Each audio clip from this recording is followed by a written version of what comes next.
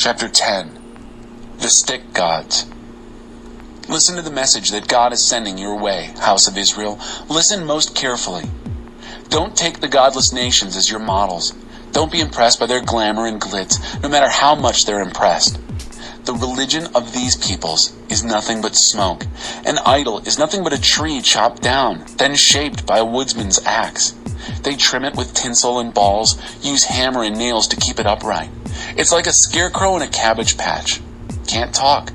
Dead wood that has to be carried. Can't walk. Don't be impressed by such stuff. It's useless for either good or evil. All this is nothing compared to you, O God. You're wondrously great, famously great. Who can fail to be impressed by you, King of the nations? It's your very nature to be worshipped. Look far and wide among the elite of the nations. The best they can come up with is nothing compared to you. Stupidly, they line them up, a lineup of sticks, good for nothing but making smoke, gilded with silver foil from Tarshish, covered with gold from Uphaz, hung with violet and purple fabrics. No matter how fancy the sticks, they're still sticks. But God is the real thing, the living God, the eternal King. When he's angry, earth shakes. Yes, and the godless nations quake. Tell them this: the stick gods who made nothing, neither sky nor earth, will come to nothing on the earth and under the sky. But it is God whose power made the earth, whose wisdom gave shape to the world, who crafted the cosmos. He thunders, and rain pours down. He sends the clouds soaring. He embellishes the storm with lightnings, launches wind from his warehouse. Stick god worshippers looking mighty foolish, god makers embarrassed by their handmade gods. Their gods are frauds, dead sticks, deadwood gods, tasteless jokes. When the fires of judgment come, there'll be ashes. But the portion of Jacob is the real thing.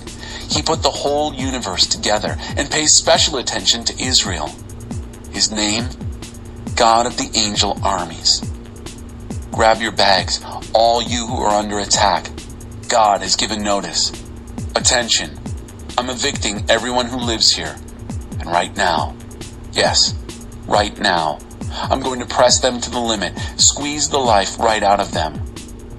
But it's a black day for me, hopelessly wounded. I said, why? Oh, why did I think I could bear it? My house is ruined, the roof caved in. Our children are gone. We'll never see them again. No one left to help in rebuilding.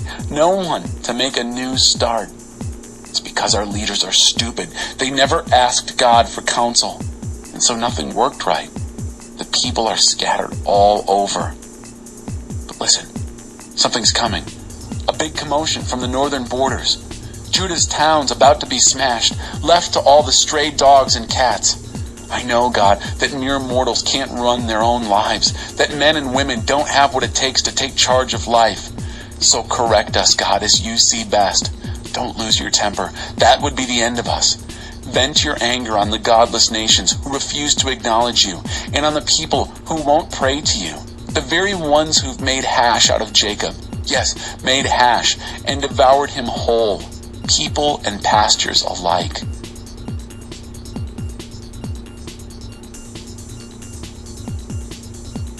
Chapter 11. The terms of this covenant. The message that came to Jeremiah from God. Preach to the people of Judah and citizens of Jerusalem. Tell them this. This is God's message, the message of Israel's God to you. Anyone who does not keep the terms of this covenant is cursed. The terms are clear. I made them plain to your ancestors when I delivered them from Egypt, out of the iron furnace of suffering. Obey what I tell you. Do exactly what I command you. Your obedience will close the deal. You'll be mine, and I'll be yours. This will provide the conditions in which I will be able to do what I promised your ancestors, to give them a fertile and lush land. And, as you know, that's what I did. Yes, God, I replied, that's true. God continued, preach all this in the towns of Judah and the streets of Jerusalem. Say, listen to the terms of this covenant and carry them out. I warned your ancestors when I delivered them from Egypt, and I've kept up the warnings. I haven't quit warning them for a moment. I warned them from morning to night. Obey me, or else. But they didn't obey. They paid no attention to me. They did whatever they wanted to do, whenever they wanted to do it, until finally, I stepped in and ordered the punishment set out in the covenant, which, despite all my warnings, they had ignored. Then God said, "There's a conspiracy among the people of Judah and the citizens of Jerusalem. They've plotted to reenact the sins of their ancestors, the ones who disobeyed me, and decided to go after other gods and worship them. Israel and Judah are in this together, mindlessly breaking the covenant I made with their ancestors. Well, your God has something to say about this. Watch out. I'm about to visit doom on you, and no one will get out of it. You're going to cry for help, but I won't listen. Then, all the people in Judah and Jerusalem will start praying to the gods you've been sacrificing to all these years. But it won't do a bit of good. You've got as many gods as you have villages, Judah, and you've got enough altars for sacrifices to that impotent sex god Baal to put one on every street corner in Jerusalem. And as for you, Jeremiah, I don't want you praying for this people. Nothing. Not a word of petition. Indeed, I'm not going to listen to a single syllable of their crisis prayers. Promises and pious programs. What business do the ones I love have figuring out how to get off the hook? And right in the house of worship. Do you think making promises and devising pious programs will save you from doom? Do you think you can get out of this by becoming more religious? A mighty oak tree, majestic and glorious. That's how I once described you. But it will only take a clap of thunder and a bolt of lightning to leave you a shattered wreck. I, God of the angel armies who planted you, yes, I have pronounced doom on you. Why? Because of the disastrous life you've lived, Israel and Judah alike, goading me to anger with your continuous worship and offerings to that sorry god Baal. God told me what was going on. That's how I knew. You, God, opened my eyes to their evil scheming. I had no idea what was going on, naive as a lamb being led to slaughter. I didn't know they had it in for me. Didn't know of their behind-the-scenes plots. Let's get rid of the preacher. That will stop the sermons. Let's get rid of him for good. He won't be remembered for long. Then I said, God of the angel armies, you're a fair judge. You examine and cross-examine human actions and motives. I want to see these people shown up and put down. I'm an open book before you. Clear my name. That sent a signal to God, who spoke up. Here's what I'll do to the men of Anathoth who are trying to murder you. The men who say, don't preach to us in God's name or we'll kill you. Yes, it's God of the angel armies speaking. Indeed, I'll call them to account. Their young people will die in battle. Their children will die of starvation. And there will be no one left at all. None. I'm visiting the men of Anathoth with doom. Doomsday. Chapter 12. What makes you think you can race against horses? You are right, O God, and you set things right. I can't argue with that. But I do have some questions. Why do bad people have it so good? Why do con artists make it big? You planted them, and they put down roots. They flourished and produced fruit. They talk as if they're old friends with you, but they couldn't care less about you. Meanwhile, you know me inside and out. You don't let me get by with a thing. Make them pay for the way they live, pay with their lives, like sheep marked for slaughter. How long do we have to put up with this? The country depressed, the farms in ruin. And all because of wickedness, these wicked lives. Even animals and birds are dying off because they'll have nothing to do with God and think God has nothing to do with them. So, Jeremiah, if you're worn out in this foot race with men, what makes you think you can race against horses? And if you can't keep your wits during times of calm, what's going to happen when troubles break loose, like the Jordan and flood? Those closest to you, your own brothers and cousins, are working against you. They're out to get you. They'll stop at nothing. Don't trust them, especially when they're smiling. I will abandon the house of Israel, walk away from my beloved people. I will turn over those I most love to those who are her enemies. She's been, this one I held dear, like a snarling lion in the jungle, growling and baring her teeth at me. I can't take it anymore. Has this one I hold dear become a preening peacock? But isn't she under attack by vultures? Then invite all the hungry animals at large. Invite them in for a free meal. Foreign, scavenging shepherds will loot and trample my fields, turn my beautiful, well-cared-for fields into vacant lots of tin cans and thistles. They leave them littered with junk, a ruined land, a land in lament. The whole countryside is a wasteland, and no one will really care. The barbarians will invade, swarm over hills and plains. The judgment sword of God will take its toll from one end of the land to the other. Nothing living will be safe. They will plant wheat and reap weeds. Nothing they do will work out. They will look at their meager crops and wring their hands.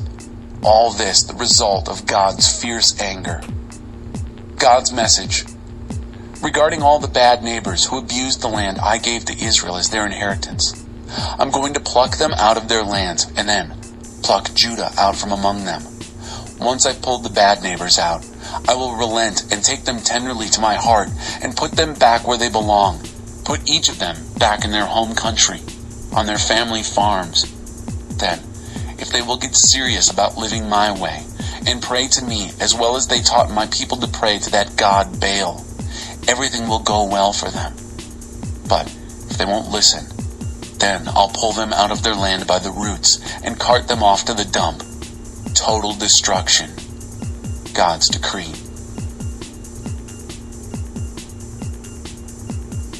Chapter 13. People who do only what they want to do. God told me, go and buy yourself some linen shorts. Put them on and keep them on. Don't even take them off to wash them. So I bought the shorts as God directed and put them on. Then God told me, take the shorts that you bought and go straight to Pireth and hide them there in a crack in the rock. So I did what God told me and hid them at Pireth. Next, after quite a long time, God told me, go back to Pireth and get the linen shorts I told you to hide there. So I went back to Pireth and dug them out of the place where I had hidden them. The shorts by then had rotted and were worthless. God explained, this is the way I am going to ruin the pride of Judah and the great pride of Jerusalem, a wicked bunch of people who won't obey me, who do only what they want to do, who chase after all kinds of no-gods and worship them. They're going to turn out as rotten as these old shorts.